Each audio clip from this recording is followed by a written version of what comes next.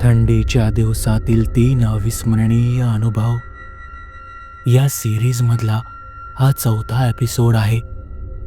पण कथांना सुरुवात करण्याआधी महत्त्वाचे, जर तुम्ही आपल्या चॅनलवर नवीन असाल तर आपल्या चॅनलला सबस्क्राईब नक्की करा आणि बेल आयकॉनवरती क्लिक करा, म्हणजे तुम्हाला पुढील येणाऱ्या व्हिडिओजचे नोटिफिकेशन लगेच मिळेल.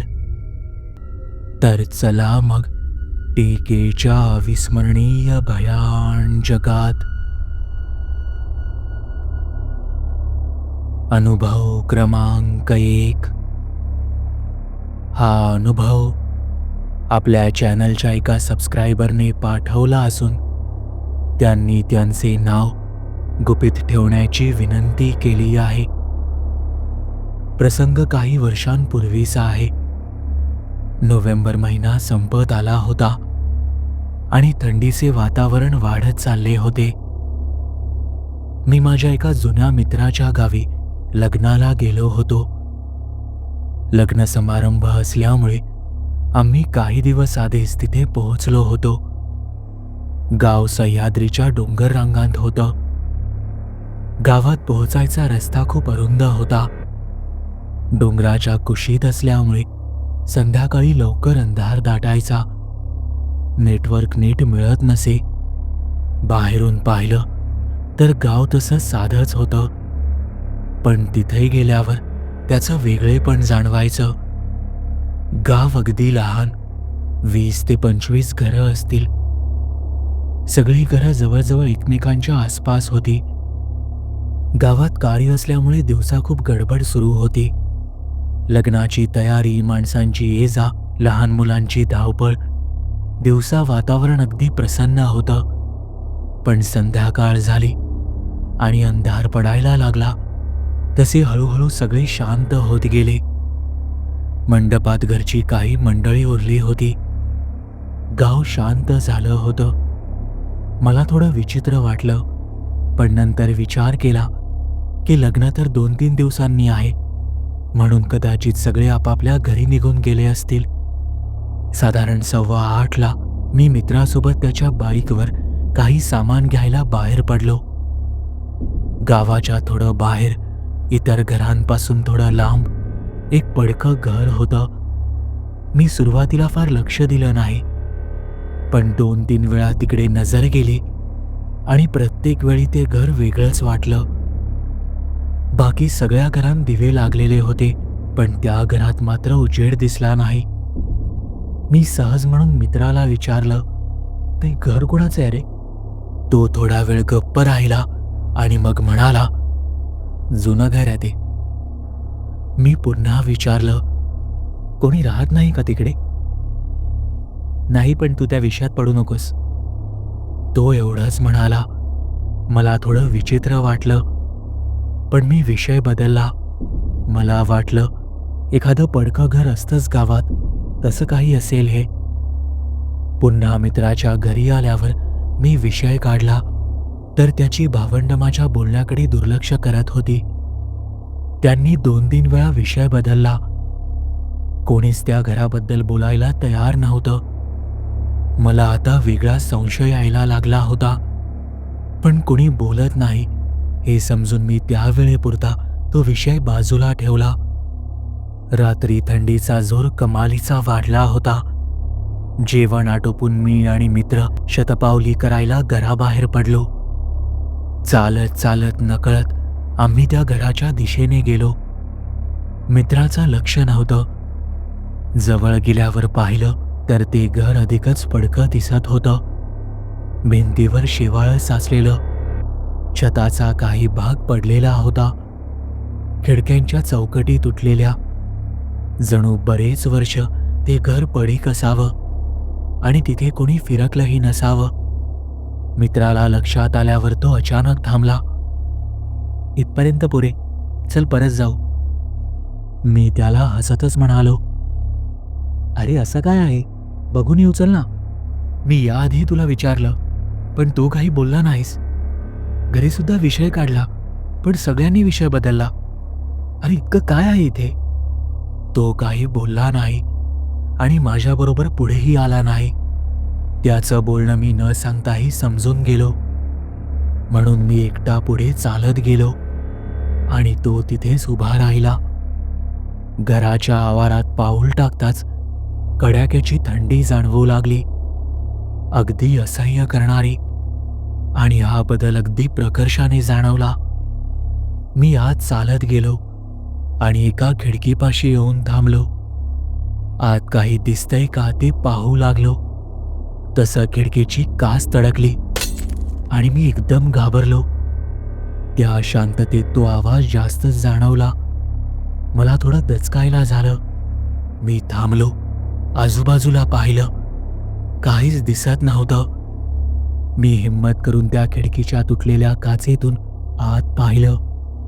साहजिकच आत अंधार होता, त्यामुळे काहीच दिसत नव्हतं. मला तितक्यात वाटलं की आतून कोणीतरी हालचाल केली. भीतीपेक्षा जास्त कुतूहल वाटत होतं. मी त्या घराचे दार शोधू लागलो, जेणेकरून आत जाता येईल. आणि काही पावलं चालल्यावर मला दार दिसलं, जे अर्धवट उघडं होतं. एका हाताने मी ते आत ढकललं. जमिनीवरची धूळ, पालापाचोळा, तुटलेल्या काचेचे तुकडे असल्यामुळे दार आवाज करत उघडलं. बाहेरच्या स्ट्रीट लाईटचा प्रकाश आत पडत होता, त्यामुळे हलकसं दृष्टीस पडत होतं. खोली संपूर्ण धूळ मातीने भरलेली. माझी नजर खोलीत फिरू लागली. एका कोपऱ्यात जुना सोफा होता आणि त्या सोफ्यावर कोणीतरी बसलेलं असल्यासारखं वाटलं आणि माझं सर्वांग शहारलं. तरीही मी हळूच काही पावलं चालत पुढे गेलो, तर दिसलं की ती एक मोठी बाहुली आहे. माझ्या अंगावर काटा आला. त्या गार वातावरणात ते दृश्य खूप विचित्र वाटत होतं आणि पुढच्या क्षणी ती बाहुली अगदी पुढे झुकून माझ्या दिशेला पडली. मी घाबरून मागे सरकलो आणि एका काचेच्या तुकड्यावर पाय पडून घसरून खाली पडलो. डोक्याला जबर मार लागला. माझी शुद्ध हरपू लागली. शेवटचं दृश्य जे आठवतंय ते म्हणजे त्या अंधारात 2 लालसर डोळे चमकत होते. पुन्हा जेव्हा डोळे उघडले तेव्हा मी मित्राच्या घरी होतो. डोकं प्रचंड जड झालं होतं. संपूर्ण अंग दुखत होतं. खूप अशक्तपणा जाणवत होता, जसे मी खूप दिवसांपासून उपाशी आहे. खोलीत काही लोक होते. कोणीतरी मला पाणी पाजत होतं. मी आजूबाजूला पाहिलं तर मित्र समोर उभा होता. त्याच्या चेहऱ्यावर प्रचंड भीती होती. काही वेळाने सगळे बाहेर गेले. तेव्हा मित्र माझ्याजवळ आला आणि मला म्हणाला, "तू आत गेलास आणि लगेच बेशुद्ध पडलास. मी तुला कसेबसे तिथून बाहेर काढलं. मग जवळच्या मित्रांना बोलवून तुला उचलून घरी आणलं. मी तुला बजावलं होतं की या विषयात पडू नकोस. काय झालं नक्की आत?" मी काहीच बोलू शकलो नाही. त्या रात्री मला झोपही लागली नाही. झोपायचा प्रयत्न केला की ते लालसर डोळे दिसायचे. खोलीच्या अंधारात कुणीतरी उभं आहे असं सतत वाटायचं. दुसऱ्याच दिवशी मी गाव सोडायचं ठरवलं. मित्र मला निरोप द्यायला आला होता. निघण्याआधी मी त्याला पुन्हा एकदा विचारण्याचा प्रयत्न केला. तेव्हा न राहून त्याने मला त्या घराचं रहस्य सांगितलं. तो मला सांगू लागला, त्या घरात पूर्वी एक कुटुंब राहत होतं. एका रात्री सगळे मेले. कोणी म्हणतं आत्महत्या होती, तर कोणी म्हणतं त्यांचा खून झाला होता. पण खरं काही कोणालाच माहीत नाही. ते गूढ आजपर्यंत उलगडलेलं नाहीये. माझ्याकडे बोलण्यासारखं काहीच नव्हतं. मी खिन्न मनाने तिथून निघालो. आजही एकटा असलो, एका अंधाऱ्या कोपऱ्यात नजर गेली की मला ते लालसर डोळे आठवतात. कधी कधी मला वाटतं की मी खरंच एकटा आलो होतो का, की काहीतरी माझ्या बरोबर आलंय.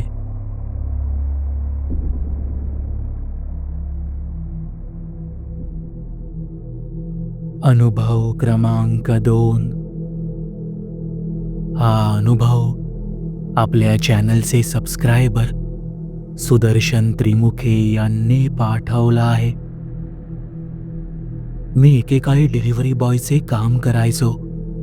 त्या दिवशी शुक्रवार होता आणि शुक्रवार म्हटला की पिझ्झा वगैरेवर भरपूर ऑफर्स असतात. त्यामुळे जास्त ऑर्डर्स असायच्या आणि मग एरवीपेक्षा जास्त डिलिव्हरी करायला जायला लागायचे. त्या रात्रीही नेहमीपेक्षा जास्त डिलिव्हरी करून सुमारे 11ला मी घरी जायला निघालो. तब्येत ठीक नव्हती. त्यात फेब्रुवारी महिना असल्यामुळे कडाक्याची थंडी होती. मी जायला निघणार तितक्यात माझ्या सरांनी मला हाक मारून पुन्हा बोलावून घेतलं. ते म्हणाले की ही शेवटची डिलिव्हरी करून मग घरी जा. मी सरांना विनंती केली की आधीच खूप उशीर झालाय, पण ते म्हणाले की बाकीचे सगळे आधीच डिलिव्हरीसाठी बाहेर गेलेत, त्यामुळे तुलाच ही डिलिव्हरी पूर्ण करावी लागेल. ही एक शेवटची डिलिव्हरी करून ये, मी माझ्याकडून तुला एक पिझ्झा देतो. इतक्या रात्री पुन्हा डिलिव्हरी करायला जायची इच्छा नव्हती, पण नाईलाजाने सर सांगत आहेत म्हणून मी ती ऑर्डर स्वीकारली. तिथून निघालो तेव्हा 11:30 वाजत आले होते. मी साधारण 20 मिनिटात त्या पत्त्यावर पोहोचलो. दारावरची बेल वाजवली आणि त्यांना पार्सल दिलं. त्यांनी सुद्धा इतक्या उशिरा यावे लागले म्हणून मला 50 रुपये टिप दिली, पण मी ती न स्वीकारता काही हरकत नाही, हे माझे काम आहे असे म्हणून मी तिथून निघालो. वातावरणातला गारवा कमालीचा वाढला होता. जाताना मी हायवेच्या ब्रिज खालून जाऊ लागलो. तितक्यात मला माझ्या नावाने जोरात हाक ऐकू आली, सुदर्शन. तशी मी गाडी एकाएकी थांबवली आणि चौफेर नजर फिरवली, पण त्या भागात कोणीच नजरेस पडले नाही. भास झाला असेल असे समजून मी गाडी सुरू केली आणि काही सेकंदात मला पुन्हा माझ्या नावाने हाक ऐकू आली, सुदर्शन. आता मात्र मला शंका येऊ लागली. त्या निर्जन काळोखी रस्त्यावर कोणीही दृष्टीस पडत नव्हतं, पण माझ्या नावाने हाका ऐकू येत होत्या. मी तिथून लगेच निघालो आणि माझ्या कामाच्या ठिकाणी येऊन पोहोचलो. सरांनी माझ्यासाठी पिझ्झा काढून ठेवला होता. तो मी घेतला आणि सरळ घरी आलो. घरी पोहोचल्यावर मी सगळे आईला सांगितले. त्यावर ती म्हणाली की जास्त विचार करू नकोस, तुला भास झाला असेल, जेवण आटपून घे आणि लवकर झोपून जा. पण नंतरही कितीतरी वेळ माझ्या मनात तोच विचार घोळत राहिला. मला सतत वाटत होतं की तो माझा भास नक्कीच नव्हता. दुसऱ्या दिवशी सकाळी मी माझ्या मित्राला घेऊन त्या रस्त्यावर गेलो आणि काही विपरीत घडले आहे का याची विचारपूस करू लागलो. तेव्हा तिथल्या लोकांकडून कळलं की 2 दिवसांपूर्वी त्याच रस्त्यावर ब्रिजच्या खाली एका बाईकचा भीषण अपघात झाला होता आणि त्यात एक व्यक्ती जागीच मरण पावलेला. मी घरी आल्यावर मात्र मला अचानक ताप भरला. मला वाटले की थंडीमुळे असे झाले असेल, कारण जवळपास 12:30ला मी घरी आलेलो. आधीच तब्येत ठीक नव्हती, त्यात झोप मिळाली नाही, आराम नाही, पण कारण काहीतरी वेगळंच होतं. कालचा अनुभव आणि तो अपघात. माझ्या मित्राने फोन करून मला सांगितलं की माझ्या आजीला विचारलं आहे तुझ्यासोबत हे सगळं घडलं त्याबद्दल. ती हे सगळे ओळखते. तिने तुला त्या ठिकाणी नारळ फोडून यायला सांगितलंय. आधी मी या गोष्टीकडे दुर्लक्ष केलं, पण नंतर त्याच्या आजीने सांगितल्याप्रमाणे केले आणि दुसऱ्या दिवशी माझा ताप अचानक उतरला. आता हा योगायोग म्हणता येईल की अजून काही हे मला माहीत नाही, पण माझा ताप उतरला होता हे मात्र नक्की. त्यानंतर मी त्या ब्रिज खालच्या रस्त्यावरून खूप वेळा गेलो, पण मला असला अनुभव पुन्हा कधीच आला नाही.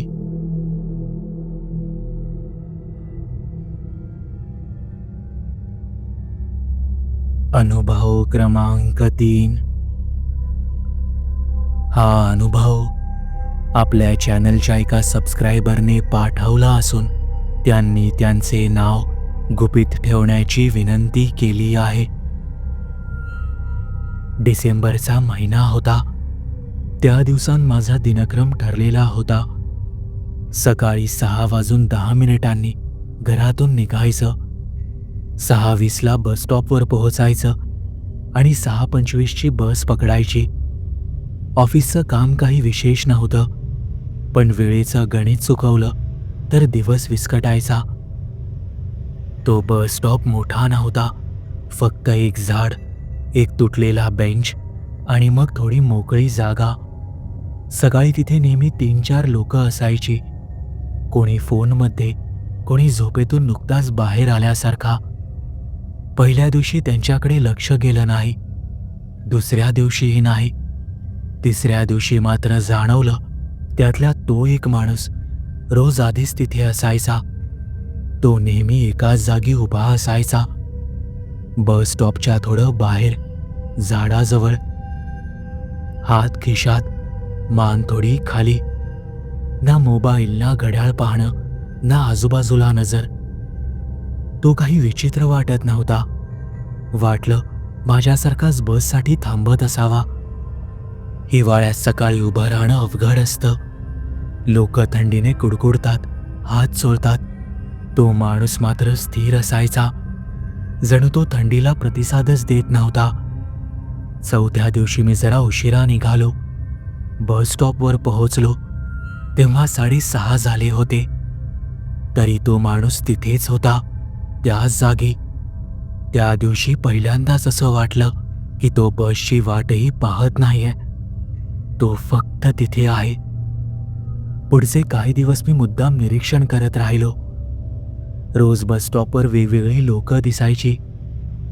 कधी एक वृद्ध, कधी कॉलेजची मुलं, कधी ऑफिसला जाणारी लोकं. पण तो माणूस कायम. बस यायची, लोकं चढायची, मी चढायचो, तो मात्र तिथेच उभा राहायचा. मग वाटलं कदाचित त्याची बस वेगळी असेल किंवा कदाचित तो कोणाची वाट पाहत असेल.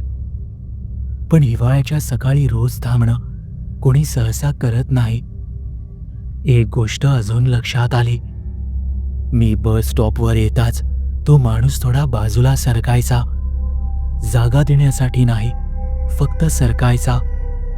तो माझ्याकडे पाहायचा नाही, पण माझ्या येण्याची जाणीव त्याला असायची. एका सकाळी बस स्टॉपजवळ असलेल्या दुकानाच्या CCTV स्क्रीनकडे माझं लक्ष गेलं. स्क्रीनवर बस स्टॉप दिसत होता, मी दिसत होतो, बाकी लोक दिसत होती, पण तो माणूस दिसत नव्हता. मी पुन्हा एकदा स्क्रीनकडे पाहिलं, मग प्रत्यक्ष त्याच्याकडे. तो तिथेच होता. त्या क्षणी काहीतरी चुकीचं वाटलं, पण मी लगेच तो विचार बाजूला सारला. CCTV अँगल, लाईट, रिफ्लेक्टिव्ह अशा अनेक कारणांनी असं होऊ शकतं. पण त्या दिवसापासून तो माणूस माझ्या डोक्यात घर करू लागला.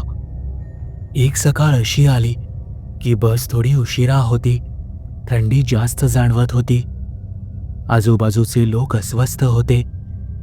त्या माणसाच्या कपड्यांकडे पहिल्यांदाच नीट लक्ष गेलं. शर्ट जुनं होतं, खूप जाड नाही, हिवाळ्यासाठी पुरेसेही नाही, तरीही तो थंडीने थरथरत नव्हता. त्या दिवशी बस आली, मी चढलो. खिडकीतून मागे पाहिलं, तो माणूस तिथेच होता. त्या संध्याकाळी घरी आल्यावर सहज इंटरनेटवर शोध घेतला. त्या परिसराचं नाव टाकलं. बस स्टॉप, घटनेचा उल्लेख. फार काही नव्हतं, फक्त एक छोटीशी स्थानिक बातमी. मागच्या हिवाळ्यात त्याच बस स्टॉपवर एक वृद्ध माणूस बेशुद्ध अवस्थेत सापडला होता. थंडी, कमी BP आणि वेळेवर लक्ष न गेल्यामुळे परिस्थिती गंभीर झाली होती. लोकांना वाटलं होतं तो कोणाची वाट पाहतोय. तो उभा आहे असंच समजलं गेलं. हॉस्पिटलमध्ये नेईपर्यंत उशीर झाला होता आणि नंतर कळलं तो कधीच गेलाय. दुसऱ्या दिवशी सकाळी मुद्दाम त्या बस स्टॉपवर लवकर गेलो. 5:55ला तो माणूस आधीच तिथे होता. म्हणजे तो माझ्या आधी येत नव्हता, तर किंबहुना तो तिथून जातच नव्हता. त्या दिवशी मी बसमध्ये चढलो नाही, मी थांबलो तिथेच. बस गेली, लोक गेली. बस स्टॉपवर फक्त मी आणि तो माणूस उरलो. हिवाळ्याची सकाळ होती. शहर जागं होत होतं, पण त्या जागी वेळ थांबलेली वाटत होती. थोड्या वेळाने तिथे लोक जमायला लागली. कोणी येऊन थांबलं, कोणीतरी फोनमध्ये गुंतलं. कोणीही त्या माणसाकडे पाहिलं नाही. मी पाहिलं, तो अजूनही उभाच होता, हलत नव्हता. शेवटी मी त्याच्या जवळ जाऊ लागलो. तेवढ्यात बाजूच्या दुकानातील ट्यूबलाईट फुटली. त्या आवाजाने मी त्या दिशेला पाहिलं आणि नंतर जेव्हा पुन्हा वळून पाहिलं तर तो माणूस तिथे नव्हता. त्या क्षणी मला समजलं, लोक आपापल्या कामात इतकी गुंतलेली असतात की आजूबाजूच्या घटना त्यांना कळतही नाहीत. बस स्टॉप तसाच आहे, ते झाडही तसंच आहे. हिवाळा दरवर्षी येतो, पण आता तो माणूस दिसत नाही. बहुतेक त्याला हवं होतं निदान कोणीतरी आपल्याकडे लक्ष द्यावं. शेवटचं. तुम्हाला ही कथा आवडली असेल तर या व्हिडिओला लाईक आणि शेअर करायला विसरू नका. जर तुम्ही आपल्या चॅनलवरती नवीन असाल तर आपल्या चॅनलला सबस्क्राईब नक्की करा आणि बेल आयकॉनवरती क्लिक करा, म्हणजे तुम्हाला पुढील येणाऱ्या व्हिडिओचे नोटिफिकेशन लगेच मिळेल. तुमच्याकडेही अशा कथा किंवा अनुभव असतील तर ते तुम्ही मला आपल्या वेबसाईटद्वारे म्हणजेच TEKStoryteller.com द्वारे पाठवू शकता. त्याची लिंक मी या व्हिडिओच्या डिस्क्रिप्शनमध्ये दिली आहे. आपल्या चॅनलबद्दलचे अपडेट्स मिळवण्यासाठी आपल्या फेसबुक, इंस्टाग्राम, ट्विटर आणि टेलिग्राम या चॅनल्सला फॉलो करायला विसरू नका. आपल्या चॅनलवर पोस्ट झालेल्या सगळ्या कथा तुम्ही आता आपल्या वेबसाईटद्वारेही वाचू शकता. त्यासाठी आपल्या वेबसाईटला म्हणजेच TEKStoryteller.com ला भेट द्यायला विसरू नका.